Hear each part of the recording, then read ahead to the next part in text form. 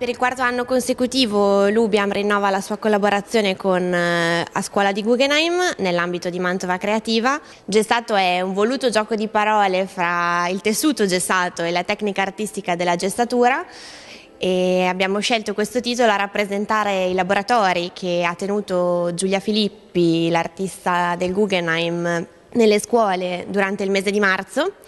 Come potete vedere nella sala, ogni ragazzo ha avuto la possibilità di realizzare un manufatto che è stato realizzato in tessuto e poi gessato. Ieri abbiamo potuto condividere con le famiglie, le istituzioni, i ragazzi, gli insegnanti e tutti coloro che hanno partecipato al progetto, abbiamo potuto condividere e festeggiare in un momento conviviale la realizzazione di questa installazione collettiva. Oggi presentiamo qui alla Lubiam un allestimento di opere realizzate da mio padre Ferruccio Bolognesi negli anni '80 che la famiglia Bianchi aveva già pensato da quasi 30 anni di mettere nei loro spazi aziendali per proprio decorare gli spazi dell'azienda. Oggi ripresentiamo questa collezione con aggiunte alcune opere della scenografia che mio padre aveva realizzato per opere del melodramma, come questo costume che vedete alle mie spalle.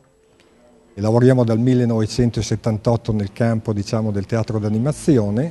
Abbiamo allestito varie scene dei nostri spettacoli. Per esempio, abbiamo una scena qui dalla parte del nostro spettacolo Hansel e Gretel e c'è la strega di Hansel e Gretel. Qua abbiamo i nostri pupazzi.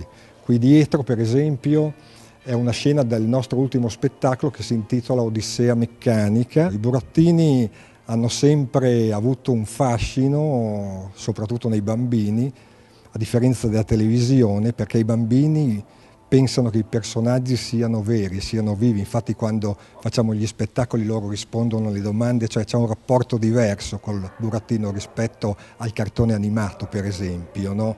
Quindi sono molto coinvolgenti, ma anche per gli adulti. Gli adulti spesso, portando i bambini a vedere gli spettacoli, si divertono di più loro dei bambini stessi. Oggi parleremo soprattutto di quanto Mantova e i ristoranti mantovani hanno saputo interagire a livello nazionale con l'innovazione che si poteva portare ai ristoranti e alla cucina. Ma non si può innovare in cucina senza innovare il ristorante, per cui parleremo di quanto alcuni ristoratori mantovani hanno saputo, fondando delle associazioni, creare i presupposti perché tutta la cucina italiana potesse crescere. I ristoratori mantovani sono sempre stati all'avanguardia, l'hanno dimostrato nel tempo, negli anni, l'hanno dimostrato fin dall'uscita della prima guida Michelin.